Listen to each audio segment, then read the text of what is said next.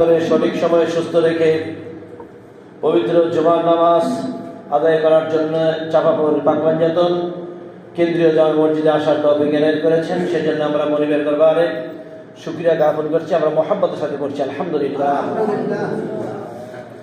জুমার দিন মাগফিরাতের দিন, ফজিলতের দিন, বরকতের দিন, নিয়ামতের দিন। এই নিয়ামতের দিনে পরিপূর্ণ ভাবে আমরা রেডি হয়ে প্রস্তুতি গ্রহণ করে জুমার নামাজ আদায় করার জন্য আল্লাহ রাব্বুল আলামিনের আহ্বানে সাড়া দিয়ে মসজিদে ছুটে এসেছি এবং আল্লাহ রাব্বুল আলামিনের প্রিয় হাবিব মুহাম্মদুর রাসূলুল্লাহ সাল্লাল্লাহু আলাইহি সাল্লামের শানে সবাই মিলে সম্মিলিত কণ্ঠে মুহাব্বতের সাথে দুরূদ সালাম পেশ করলাম। আল্লাহ রাব্বুল আলামিনের শানে জিকির করলাম। আল্লাহ পাক রব্বুল আলামিন যেন আমাদের সবার পক্ষ থেকে এই দুরূদ এবং জিকির কবুল মঞ্জুর করেন। আমরা বলছি আমিন। এর উসিলায় আল্লাহ রাব্বুল আলামিন আমাদের সবাইকে মুসিবত থেকে, বিপদ-আপদ থেকে, আযাব গজব থেকে, টেনশন থেকে, অস্থিরতা থেকে, শত্রুদের অনিষ্ট থেকে, সকল প্রকার শয়তানি ওয়াসওয়াসা থেকে আল্লাহ যেন আমাদেরকে নিরাপদে রাখেন। আমরা বলছি আমিন। হাজরিন, পবিত্র রবিউল আউয়াল মাসের আজকে প্রথম জুমা।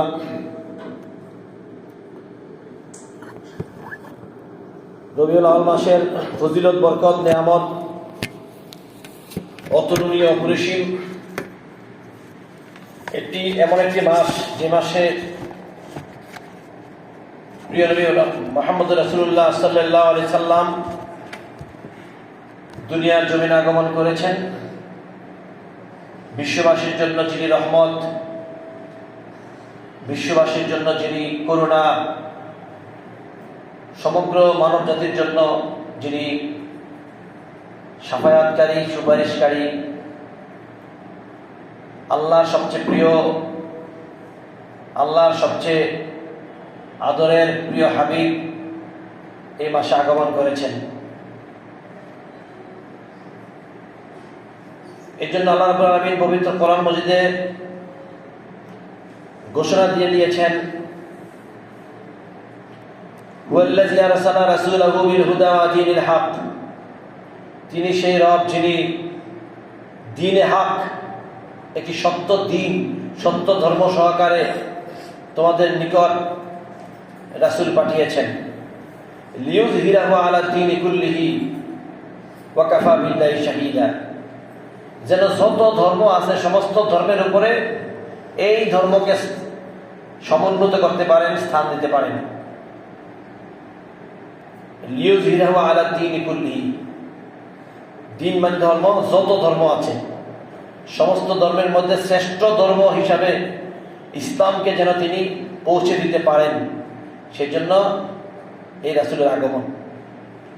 ওয়া কাফা বিল্লাহি শাহীদা, তার জন্য আল্লাহর সুনজরই যথেষ্ট। উনি যে পৃথিবীতে আসছেন, উনি যে ইসলামের জন্য ত্যাগ স্বীকার করেছেন, এই ত্যাগ স্বীকার করতে গিয়ে উনি যত মুসিবতের সম্মুখীন হয়েছেন, ওনার জন্য যে দয়া অনুগ্রহ থাকা দরকার, সেটার জন্য দয়া অনুগ্রহ ভালোবাসা সবকিছুর জন্যই আল্লাহ যথেষ্ট। আল্লাহ সেটা এখানে বলেছেন, ওয়াকাফা, তিনি যথেষ্ট। তো এই রাসূল, আমরা ওনার উম্মত, বিশ্ববাসীর জন্য উনি রহমত। উনি এমন একজন রাসূল যাকে আল্লাহ রাব্বুল আলামিন শাফায়েতে কুবরা দান করেছেন। শাফায়েতে কুবরা মানে হাসরের ময়দানে যখন আদম আলাইহিস সালাম থেকে শুরু করে ঈসা আলাইহিস সালাম পর্যন্ত সমস্ত নবী রাসূলগণ উপস্থিত থাকবেন, ওনাদের উম্মতরা উপস্থিত থাকবেন, মানব জাতি উপস্থিত থাকবেন, পৃথিবীর সকল ধর্মের মানুষেরা উপস্থিত থাকবেন। ওখানে একটা কঠিন পরিস্থিতির সৃষ্টি হবে। সূর্যের উত্তপ্ত অবস্থা, মানুষের গ্যাদারিং, কান্নাকাটি, হাহাকার, এবং এই পরিস্থিতি থেকে মুক্তি পাওয়ার জন্য আল্লাহ রাব্বুল আলামিনের কাছে যিনি সবচেয়ে আগে আপিল করবেন যে আল্লাহ, আপনার সৃষ্টি জাহানের সমস্ত মানুষেরা এখানে উপস্থিত, আপনি তো হাসরের মাঠে বিচার করবেন, বিচারটা অন্তত শুরু করেন। বিচারের পর ফায়সালা যা হবে তাই হবে, আপনি বিচারটা শুরু করেন। তা আল্লাহ মহান রব, তার কাছে যিনি এই আবেদনটা জানাবেন তিনি হচ্ছেন মুহাম্মদ রাসূলুল্লাহ সাল্লাল্লাহু আলাইহি সাল্লাম। সর্বপ্রথম তিনি আবেদন জানাবেন। কেউ কথা বলবেন আল্লাহর সাথে কথা বলার সাহস, দুঃসাহস কারো নাই, কোন নবীর নাই, কোন রাসূলের নাই, কারো নাই, কোন ফেরেশতার নাই। আল্লাহ নৈকট্যশীল ফেরেশতারাও আল্লাহর সাথে সেদিন কথা বলবে না, ভয়ে। কারণ সেটা বিচার দিবস। মানুষের সমস্ত কৃতকর্ম গুনাহ খাতা নিয়ে মানুষ আসলে ময়দানে রেডি থাকবে ফায়সালা কি হয় জানার জন্য। যে যত বেশি অত্যাচার করেছে, জুলুম করেছে, নির্যাতন করেছে, খুন করেছে, চাঁদাবাজি করেছে, ডাকাতি করেছে, মানুষের উপর অত্যাচার করেছে, সমস্ত অত্যাচারীরা অন্ধকারের ভিতরে সেদিন হারিয়ে যাবে। এরা সেই অত্যাচার নিয়ে কিয়ামতের মাঠে উপস্থিত হবে। জুলুমবাজেরা জুলুম নিয়ে উপস্থিত হবে, খুনিরা খুন নিয়ে উপস্থিত হবে। সেদিন পাপ আর পাপ, আকাশ ছোঁয়া পাপের পাহাড় নিয়ে মানুষ হাসর ময়দানে উপস্থিত হবে। দেখা যাবে সেদিন পাপগুলো, আজকে দেখা যায় না। সেদিন পাপগুলো দেখা যাবে, কে কত পাপ নিয়ে উপস্থিত হয়েছে। সেদিন হচ্ছে অপমানের দিন, অপদস্থের দিন, লাঞ্ছিত হওয়ার দিন, আবার সম্মানের দিন, মর্যাদার দিন। জুলুমবাজারা, ডাকাতরা, খুনিরা সেদিন লাঞ্ছিত হবে, অপমান হবে, অপদস্থ হবে। কারণ সেদিন আর পাপ গোপন থাকবে না। আজকে পাপ গোপন আছে। আজকে মাথায় টুপি, গায়ে সুন্দর পাঞ্জাবি, পরনে পায়জামা, গেটআপ খুবই মুমিন মুসলমানদের মতো, ভিতরে শয়তানি। কেউ তার শয়তানি বোঝে না। আজকে বোঝা যায় না এই লোকটা কত নিকৃষ্ট, কিন্তু সেদিন বোঝা যাবে এই লোকটা কতটা নিকৃষ্ট, ধরা পড়ে যাবে সেদিন। এই জন্য সেদিনকার দিনে মানুষেরা ইয়া নাফসি করবে, আল্লাহ আমাকে বাঁচাও। সেদিন কোন নবী রাসূলুল্লাহ আল্লাহ রাব্বুল আলামিনের কাছে সামনে কথা বলার সাহস নাই। তিনি একমাত্র কথা বলবেন যার কোনো চরিত্রে কোনো স্পট নাই। আল্লাহ রাব্বুল আলামিন শেষ আসমানি কিতাবে যার চরিত্রের প্রশংসা করেছেন, ইন্নাকা লাআলা খুলুকিন আযীম, নিশ্চয়ই আপনি মহান চরিত্রের অধিকারী। সেদিন তিনি শুধু কথা বলবেন, বলেন সুবহানাল্লাহ। আর আমরা গর্বিত, আমরা সম্মানিত, আমরা ওনার উম্মত। আমাদের অভিভাবক তিনি আমাদের রাসূল। আমরা দুনিয়াতে হাজার হাজার বার ওনার উপর দুরূদ শরীফ পড়েছি, নামাজের ভিতরে, নামাজের বাইরে। ওনাকে লক্ষ কোটি বার সালাম জানিয়েছি। উনি আমাদের অভিভাবক, উনি আমাদের রাসূল, উনি আমাদের কান্ডারি, সাফায়াতকারী। উনি কথা বলবেন আল্লাহর সাথে। আল্লাহ রাব্বুল আলামিন কিভাবে কথা বলবেন? উনি মাকামে মাহমুদ, একটা প্রশংসনীয় স্থান। মাকাম মানে স্থান, মাহমুদ মানে প্রশংসনীয়। যে স্থানে সবাই প্রশংসা করবে, সবার উপরে একটা গম্বুজওয়ালা একটা আসন থাকবে, সেখানে ওনাকে পৌঁছে দেওয়া হবে। তিনি সেখানে সেজদায় আল্লাহ রাব্বুল আলামিনের প্রশংসা করবেন। সেজদায় থেকে বলবেন, আল্লাহ আমার মাকামে মাহমুদের নিচে সমস্ত মানব জাতি উপস্থিত, আপনি বিচার শুরু করেন। আল্লাহ রাব্বুল আলামিন বলবেন, আপনি মাথা তোলেন, ইনশাআল্লাহ বিচার শুরু হচ্ছে। এই যে আল্লাহর ইচ্ছায় বিচারটা শুরু হবে, এই যে বিচার শুরু করার জন্য আবেদন জানাবেন, এইটাকে বলা হয় শাফায়াতে কোবরা, সকলের জন্য সুপারিশ। এখানে হিন্দু, বৌদ্ধ, খ্রিস্টান, বিভিন্ন জাতি, বিভিন্ন নবী রাসূলের উম্মত সবাই উপস্থিত থাকবে। এই সুপারিশটা সবার জন্য। এই জন্য উনি হচ্ছেন বিশ্ব মানবতার সুপারিশকারী, সবার সুপারিশকারী। এই জন্য এই শাফায়াতে কোবরা, এই সার্টিফিকেটটা আল্লাহ পাক ওনাকেই দান করেছেন, আর কাউকে দেন নাই। আদম আলাইহিস সালামকে দেন নাই। আদম আলাইহিস সালাম বলবে যে আমি জান্নাতে আল্লাহ পাক আমাকে রেখেছেন, আমি সেখানে ছিলাম, আমি গন্ধম খেয়ে ভুল করেছি, এখন আমি যদি বলি আল্লাহ বিচারটা শুরু করেন, তখন আমাকে আগে ধরবেন, আমি আর রেহাই পাবো না। এইভাবে নূহ আলাইহিস সালাম বলবে যে আমি আমার ছেলের জন্য আল্লাহকে বেশি বিরক্ত করেছি। আল্লাহ বলেছেন যখন আযাব গজব শুরু হয়ে যাবে তখন কারো বিরুদ্ধে কারো পক্ষে আমার কাছে সুপারিশ করবেন না, কারো পক্ষে আমার কাছে সুপারিশ করবেন না। আমি আমার ছেলের পক্ষে আল্লাহর কাছে বারবার সুপারিশ করেছি, কারণ সেই ছিল কাফের, অবিশ্বাসী। আল্লাহ পাক আমাকে তখন ধমক দিয়েছেন, ইন্নী আইযুকা আন তাকুনা মিনাল জাহিলিন। আমি দেখতে পাচ্ছি আপনি ক্রমশ মূর্খতার মতো আচরণ করছেন। আল্লাহর নবীকে আল্লাহ যদি বলেন মূর্খ, তাহলে এর চাইতে অপমানজনক আর কি হতে পারে? নূহ আলাইহিস সালাম এই জন্য লজ্জিত হয়েছেন, উনি অনুতপ্ত হয়েছেন। উনি সেদিন সেই অপরাধের জন্য মাথা নিচু করে রাখবেন। এইভাবে সমস্ত নবী রাসূলদের কিছু কিছু ভুল ত্রুটি আছে, যার কারণে তারা সবাই লজ্জিত থাকবে, সবাই ইয়া নাফসি করবে। মূসা আলাইহিস সালাম ইয়া নাফসি, ঈসা আলাইহিস সালাম ইয়া নাফসি, দাউদ আলাইহিস সালাম ইয়া নাফসি, ইব্রাহিম আলাইহিস সালাম ইয়া নাফসি, সবাই ইয়া নাফসি। কিন্তু একজনই বলবেন ইয়া উম্মতি ইয়া উম্মতি ইয়া উম্মতি, হে আল্লাহ আমার উম্মতকে ছেড়ে দেন, আমার উম্মতকে বাঁচিয়ে দেন, আমার উম্মতের প্রতি রহম করেন, দয়া করেন। তো এই রাসূলের উম্মত আমরা হতে পেরেছি, যিনি সারা জীবন ভর আমাদের জন্য কেঁদেছেন, এখনো কাঁদছেন, হাসরের ময়দানেও কাঁদবেন। ওনার এই কান্না দেখে আল্লাহ পাক রব্বুল আলামিন বলবেন ওয়ালা সাউফা ইউতিকা রাব্বুকা ফাতারদা, আমি আপনাকে খুশি করে ছাড়বো, এই কান্না আমি বন্ধ করব। ওনার মুখে হাসি ফুটানোর আগ পর্যন্ত আল্লাহ ওনার কথা শুনতেই থাকবেন, শুনতেই থাকবেন। বলেন সুবহানাল্লাহ। আল্লাহর কথা যখন এই আয়াত নাজিল হলো তখন তিনি বলেছেন যে আমার একটা উম্মত যদি জাহান্নামে থাকে আমি খুশি হব না, আমার মুখে হাসি ফুটবে না। এমন রাসূল আমরা পেয়েছি, আমরা সৌভাগ্যবান। এই সৌভাগ্যবানদের অন্তর্ভুক্ত হওয়ার জন্য আল্লাহর নবীরা কেঁদেছেন, রাসূলরা কেঁদেছেন, কারণ তাদের কাছে যে কিতাব এসেছিল সেই কিতাবের মধ্যে আমাদের প্রশংসা, আমাদের জিকিরের প্রশংসা, আমাদের তাকওয়ার প্রশংসা, আমাদের ইবাদত বন্দেগী দান সৎকার প্রশংসা আল্লাহ করেছেন। তো আমরা যদি হই লুটতরাজ, আমরা যদি হই ডাকাত, আমরা যদি হই জালেম, আমরা যদি হই চাঁদাবাজ, তাহলে আমরা তো তার উম্মত না।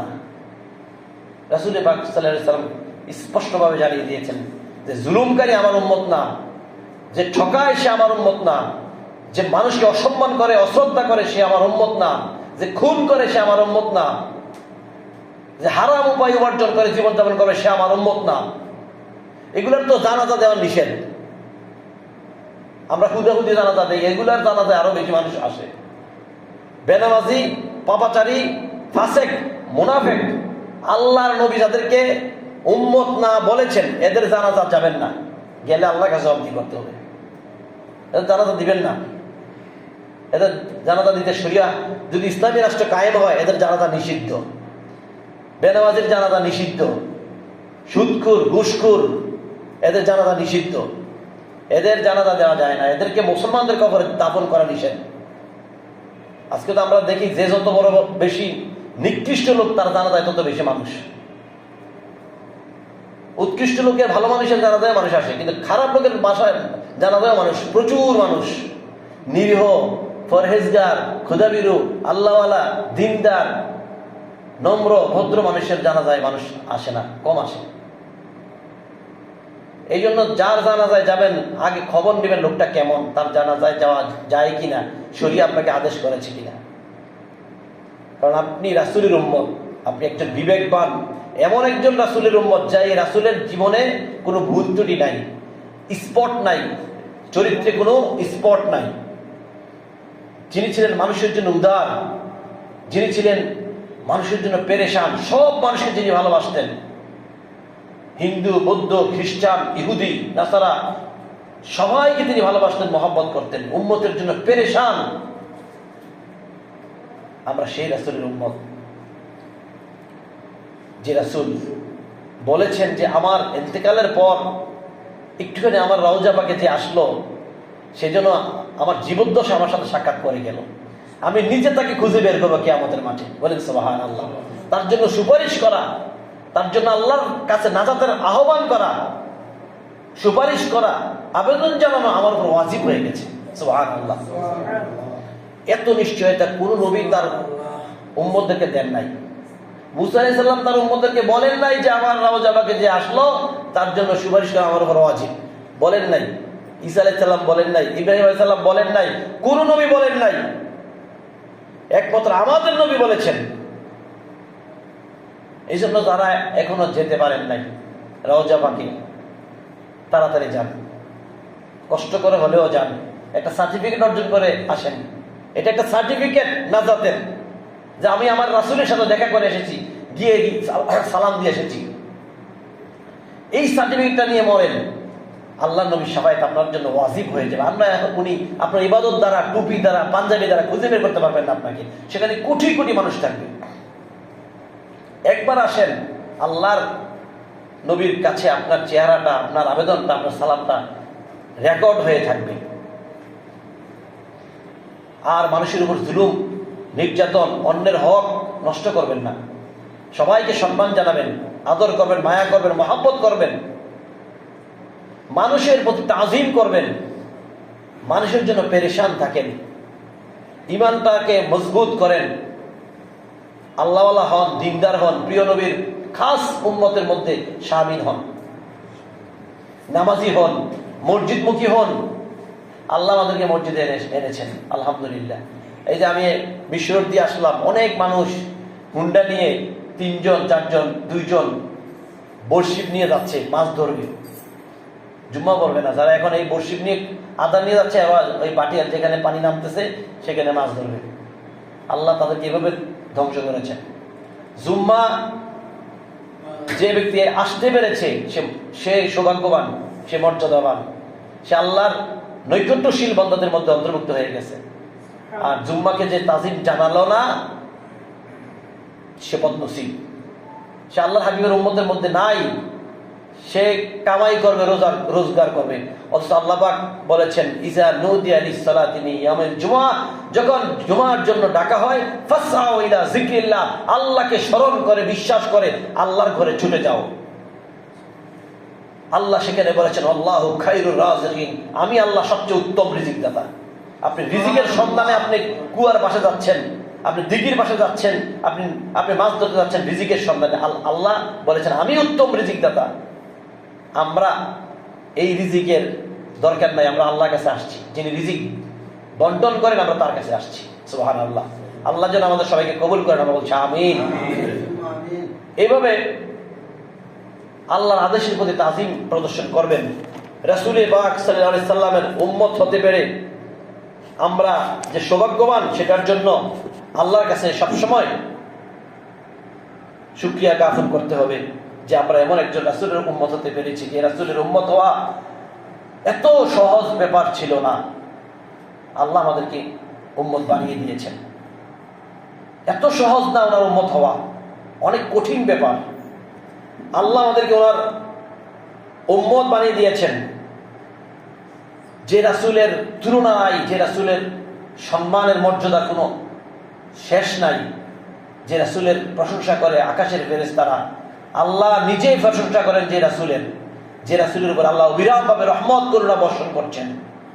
আমরা সেই রাসূলের উম্মত। যে রাসূল এমন একজন রাসূল ছিলেন যে সাহাবায়ে কেরামগণ পর্যন্ত চিনতে পারেন না ওনাকে। উনি বিনয়ী ছিলেন, নম্র ছিলেন। উনি কিছু কিছু কথা তারা তাদের কাছ থেকে শুনে উনি বলে দিয়েছেন, আমি গর্ব করার জন্য বলছি না, আমি সবার মধ্যে সেরা। আনা খায়রুন নাস, আনা খায়রুল আম্বিয়া, আশরাফুল আম্বিয়া, আমি শ্রেষ্ঠ রাসূল, শ্রেষ্ঠ নবী, শ্রেষ্ঠ মানুষ, আমি সর্বশ্রেষ্ঠ সৃষ্টি, আমার মতো মর্যাদাবান কেউ নাই আল্লাহ ছাড়া। বলেন সুবহানাল্লাহ। আমি ফখর করার জন্য বলছি না, তোমাদেরকে বোঝাবার জন্য বলছি। সাহাবায়ে কেরাম আলোচনা করছেন যে মুসা আলাইহিস সালাম শ্রেষ্ঠ, ঈসা আলাইহিস সালাম শ্রেষ্ঠ, ইব্রাহিম আলাইহিস সালাম শ্রেষ্ঠ, আদম আলাইহিস সালাম শ্রেষ্ঠ। এক একজনের শ্রেষ্ঠত্বের কথা বলছেন এবং বলছেন যে আদম আলাইহিস সালামকে আল্লাহ বানিয়েছেন, ওনাকে সমস্ত ফেরেশতারা সেজদা করলো, আল্লাহ নিজ হাতে বানিয়েছেন। এবং আল্লাহ ওনার সাথে কথা বলেছেন, আল্লাহ ওনাকে জান্নাত দিয়েছেন, 40 বছর উনি জান্নাতে ছিলেন, উনি শ্রেষ্ঠ। কে বলেছেন ইব্রাহিম আলাইহিস সালাম শ্রেষ্ঠ? আল্লাহ ওনাকে জাতির পিতা, মুসলিম জাতির পিতা বানিয়েছেন। মিল্লাতা আবিকুম ইব্রাহিম, তোমাদের জাতির পিতা হচ্ছে ইব্রাহিম। কোরআনে স্পষ্টভাবে আল্লাহ ঘোষণা দিয়েছেন উনি শ্রেষ্ঠ। কারণ পৃথিবীতে যখন ইব্রাহিম আলাইহিস সালাম আল্লাহ বলে ডাকতেন, তখন এই ভূখণ্ডের ভিতরে, পৃথিবীটার ভিতরে আল্লাহ বলে কেউ ডাকে নাই। ওনার মাও আল্লাহকে চিনে না, ওনার বাবাও আল্লাহকে চিনে না। একটা মানুষ নাই যে এই পৃথিবী থেকে একটা শব্দ বলবে আল্লাহ, এই কথাটা একটা মানুষ নাই। এই জন্য ওনাকে পিতা বলা হয়েছে। উনি সর্বপ্রথম মানুষ। ওনাকে আল্লাহ বলেছেন ঘর বানাও, মরুভূমির মাঝখানে ঘর বানিয়েছেন, এই ঘরের মধ্যে আমার ইবাদত করো। এই যে কাবা ঘরটা এখন দেখতেছেন, 4 কোণা কাবা, এটা উনি বানিয়েছেন ওনার ছেলেকে নিয়ে। ওনাকে আল্লাহ বলেছেন আযান দাও, ঘর বানানো কমপ্লিট, আযান দাও, আহ্বান করো, লোকেরা আসবে। উনি বলেছেন যে চারিদিকে যেদিকে তাকায় ধুধু বালু আর বালু, মানুষের কোনো নামগন্ধ নাই। আপনি বলছেন আযান দিতে, এখন আমি আছে, আমার ছেলে আছে, আমরা দুজনে মিলে ঘরটা বানাইছি, এই রাস্তাটা সহযোগিতা করছে। আল্লাহ বলছেন আযান দাও, কোরআনের কথা। উনি আযান দিলেন, আল্লাহ সেই আযানকে রেকর্ড করে রাখলেন। আল্লাহ বললেন কিয়ামত পর্যন্ত আমি এই রেকর্ড যার কানে একবার শোনাবো, সে গরিব হোক, ধনী হোক, ফকির হোক, মিসকিন হোক, এখানে আসতে হবে। বলেন সুবহানাল্লাহ। বহু মানুষের টাকা নাই, পয়সা নাই, যাওয়ার মতো তৌফিক নাই, আরেকজনের মাধ্যমে সে চলে গেছে। ওই আল্লাহ তার রেকর্ডটা শুনিয়ে দিয়েছেন। আল্লাহ রেকর্ড শুনিয়ে দিয়েছেন। ওই যে ইব্রাহিম আলাইহিস সালামের আযানের আওয়াজ যার কানে এসেছে, সে সেখানে যাবেই। এটা একটা ঘর, এটার মধ্যে তিনি আল্লাহকে সিজদা করতেন, নামাজ পড়তেন। উনি সেখানে আল্লাহর কাছে হাত তুলে বলেছেন রব্বানা ওয়াবআস ফীহিম রাসূলাম মিনহুম ইয়াতলু আলাইহিম আয়াতিকা ওয়া ইউআল্লিমুহুমুল কিতাবা ওয়াল হিকমা। হে আল্লাহ, আমি তো দেখতে পাচ্ছি বিশ্ব অনেক বড়, পৃথিবী অনেক বড়। আমি একটা কোনায় একটা ঘর বানালাম, একটা জায়গায় একটা ঘর বানালাম। আমার এই আওয়াজ কতদূর পর্যন্ত যাবে, আমি কয়জনের ঘরে যাব? এটা তো পৃথিবীতে অনেক বড়। আমার পরে এমন একজন রাসূল আপনি পাঠান যার আওয়াজ সারা পৃথিবী পৌঁছে যাবে। রব্বানা ওয়াবআস ফীহিম রাসূলাম মিনহুম ইয়াতলু আলাইহিম আয়াতিকা, হে রাসূল আপনার আয়াত তেলাওয়াত করে মানুষকে শোনাবে। ওয়া ইউযাক্কিহিম, তাদেরকে পবিত্র পরিচ্ছন্ন করে ফেলবে। ওয়া ইউআল্লিমুহুমুল কিতাবা, কোরআন শিক্ষা দেবে, কোরআনের জ্ঞান শিক্ষা দেবে, জ্ঞান বিজ্ঞান শিক্ষা দেবে। ওয়াল হিকমা, হিকমত শিক্ষা দেবে, ন্যায় বিচার শিক্ষা দেবে, ন্যায় নীতি নিষ্ঠা শিক্ষা দেবে, মানুষকে পুত পবিত্র করে ফেলবে। এমন একজন রাসূল পাঠান। আল্লাহ কবুল করেছেন। এই জন্য ওনার এই দোয়ার বরকতে আল্লাহ পাক রাসূল পাক সাল্লাল্লাহু আলাইহি সাল্লামকে পাঠিয়েছেন শেষ জামানায়। এবং তিনি রাসূল পাক সাল্লাল্লাহু আলাইহি সাল্লাম বলেছেন মানব জাতির পিতা ইব্রাহিম আলাইহিস সালামের দোয়ার ফসল আমি, আল্লাহ আমাকে পাঠিয়ে পরিপূর্ণতা দিয়ে দিয়েছেন।